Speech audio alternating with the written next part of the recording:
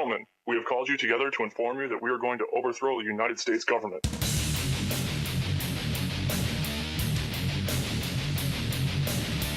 you still think that jet fuel brought down the World Trade Center?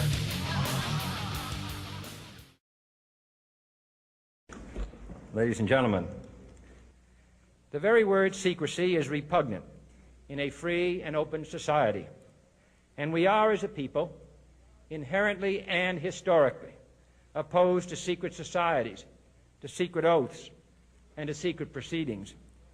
We decided long ago that the dangers of excessive and unwarranted concealment of pertinent facts far outweighed the dangers which are cited to justify it.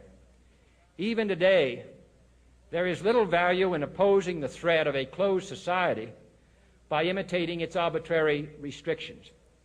Even today, there is little value in ensuring the survival of our nation if our traditions do not survive with it. And there is very grave danger that an announced need for increased security will be seized upon by those anxious to expand its meaning to the very limits of official censorship and concealment. That I do not intend to permit to the extent that it's in my control. And no official of my administration, whether his rank is high or low, civilian or military, should interpret my words here tonight as an excuse to censor the news, to stifle dissent, to cover up our mistakes, or to withhold from the press and the public the facts they deserve to know. For we are opposed around the world by a monolithic and ruthless conspiracy that relies primarily on covert means for expanding its sphere of influence, on infiltration instead of invasion, on subversion instead of elections, on intimidation instead of free choice, on guerrillas by night instead of armies by day. It is a system which has conscripted vast human and material resources into the building of a tightly knit, highly efficient machine that combines military, diplomatic, intelligence, economic, scientific, and political operations. Its preparations are concealed, not published. Its mistakes are buried, not headlined. Its dissenters are silenced, not praised. No expenditure is questioned, no rumor is printed, no secret is revealed.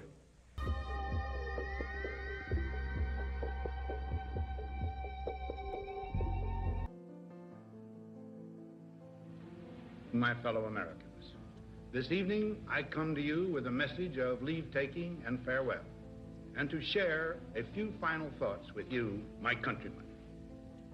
We have been compelled to create a permanent armaments industry of vast proportions. 3.5 million men and women are directly engaged in the defense establishment. The total influence, economic, political, even spiritual, is felt in every city, every state house, every office of the federal government. We recognize the imperative need for this development, yet we must not fail to comprehend its grave implications. In the councils of government, we must guard against the acquisition of unwarranted influence, whether sought or unsought, by the military-industrial complex. The potential for the disastrous rise of misplaced power exists and will persist. You have to realize this is one of the great presidents, great military leaders on his way out the door. At the end of his second term, he says, by the way, watch out for the military-industrial complex. Pentagon, the day before 9/11, Secretary of Defense Donald Rumsfeld declared war, not on foreign terrorists. The adversary is closer to home. It's the Pentagon bureaucracy. He said money wasted by the military poses a serious threat. In fact, it could be said that it's a matter of life and death. Rumsfeld promised change, but the next day, the world changed. And in the rush to fund the war on terrorism, the war on waste seems to have been forgotten. My 03 budget calls for more than $48 billion in new defense spending. More money for the Pentagon when its own auditors admit the military cannot account for 25% of what it already spends. According to some estimates, we cannot track $2.3 trillion in transactions. $2.3 trillion with a T. That's $8,000 for every man, woman, and child in America.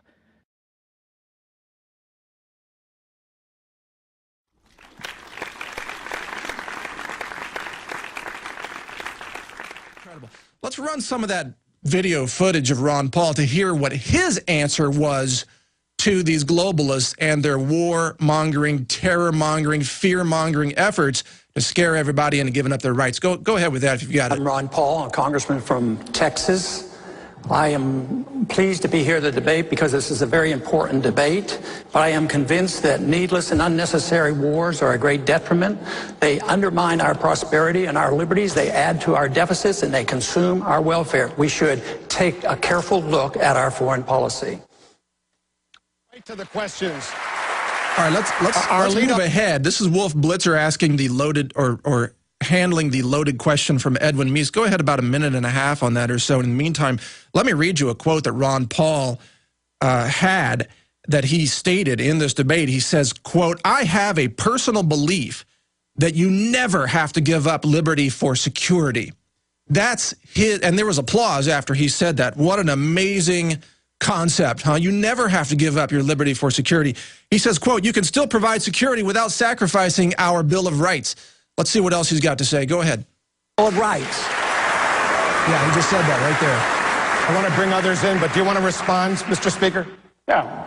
Timothy McVeigh succeeded. There's Newt Gingrich. That's the whole point. If you look at Newt's face during this debate, it's so arrogant of how Timothy McVeigh succeeded. Yeah, who set up the Oklahoma City bombing, really? I mean, who was involved in 9/11, really? I mean, come on. Who's setting up all the fake terror plots across America today? It's the FBI. It's the insiders. We know that's going on. Who brought down World Trade Center Building 7? Come on.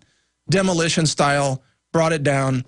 I mean, you know, it's to the point where if you watch that debate, they got a room full of people, hundreds of people, and we'll play more from Ron Paul if you get that queued up there. You've got hundreds of people in there. You've got all these people on stage. You got Wolf Blitzer asking the questions. The only sane person in the room is Ron Paul. Everybody else there is clinically insane, in my opinion. They are living in an imaginary world where terror threats exist on every street corner. Terrorists are in your kitchen. Terrorists are in your shower. Terrorists are in your luggage. They're hiding in your luggage. And they're hiding down your pants. That's why the TSA has to reach down your pants to check for terrorism. You know, and Ron Paul replies and says, there wasn't a war declared on anybody, and terrorism is a concept, not a person, not a people. Go ahead and roll some more from Ron Paul there. Let's see if we get a good segment here. That's digging a hole for ourselves. What if they look like Timothy McVeigh? You know, he was pretty tough criminal. He's talking about profiling here. Too much carelessness in the use of words that we're at war. I remember voting on a declaration of war. Oh, war against terrorism. And terrorism is a tactic. It isn't a person. It isn't a people. So this is a very careless use of words. What about this? Sacrifice liberties because they're terrorists? You're the judge and the jury? No, they're suspects. And they have changed in the DOD budget, they have changed the wording on the definition of Al-Qaeda and Taliban. It's anybody associated with organizations, which means almost anybody can be loosely associated. So that makes all Americans vulnerable. And now we know that American citizens are vulnerable to assassination. So I would be very cautious about protecting the rule of law. It will be a sacrifice that you'll be sorry for. Herman Cain, let's bring you into this conversation. Those words should go down in history as the red alert warning from Ron Paul to all free-minded citizens who want to protect the future of their nation here in the United States. He says, again, so I would be very cautious about protecting the rule of law. He says, it will be a sacrifice. What he means is if you give up the rule of law, if you give up law in order to have a little extra security, he says, that is a sacrifice you will be sorry for. And he is absolutely right. This is the most crucial issue of our time, and Ron Paul is issuing a red alert warning in this. He says, We now know that Americans are vulnerable to assassination because the White House can come up with an assassination list and just take out an American citizen without any due process whatsoever.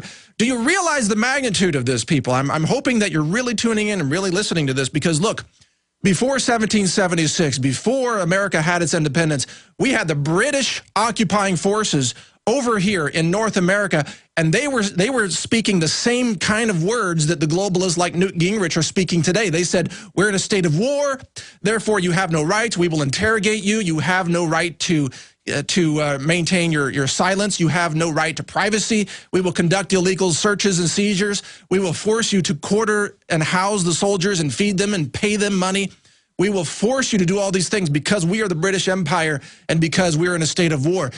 Apparently, Newt Gingrich now thinks that same kind of thinking should be the rules that are followed here in America today. Don't you realize, people, the Bill of Rights was created to prevent that?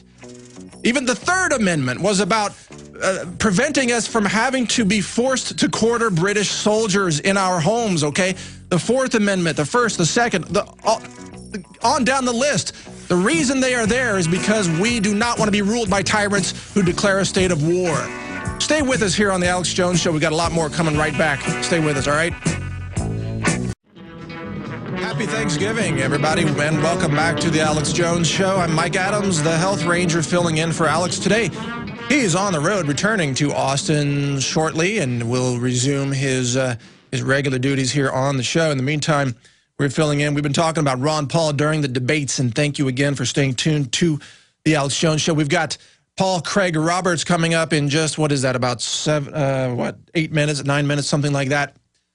And we're going to be talking about the tyranny that is taking over America today and the concept of trickle-down tyranny, which is what happens when all the local little bureaucrats and power people, they witness what's happening at the federal level, and they think, oh, it must be socially acceptable now to just act like a thug and act like a tyrant. And they replicate that, they mimic that, they shape that behavior and become their own little local tyrants. All right, but getting back to Ron Paul and the debate, I got to say, I'm trying to say happy Thanksgiving, but also at the same time warn you, this may be your last free Thanksgiving. In other words, your last Thanksgiving as a free citizen.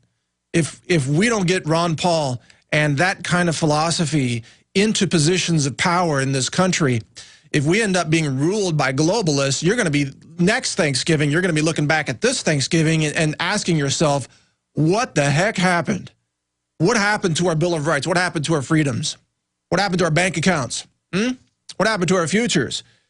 Because Ron Paul is right. He is the only guy there that makes any sense. And I got to say, I am honored today to be here hosting the Alex Jones Show and to be part of the InfoWars effort to enlighten people, to awaken people, because we want to prevent tyranny and prevent the enslavement of the people. We want freedom and we want peace. All right, Ron Paul wants to bring those soldiers home and close those bases where we are meddling with the foreign affairs of these other nations. Bring those soldiers home and have peace and have our family together.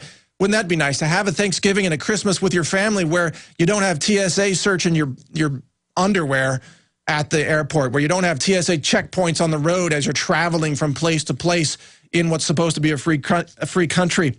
Let me read you a couple more quotes from Ron Paul. In responding to a question about where Newt Gingrich says that we got to have more police and we got to have more security. Again, I'm paraphrasing, but he's saying we got to have the Patriot Act, even, give it even more power.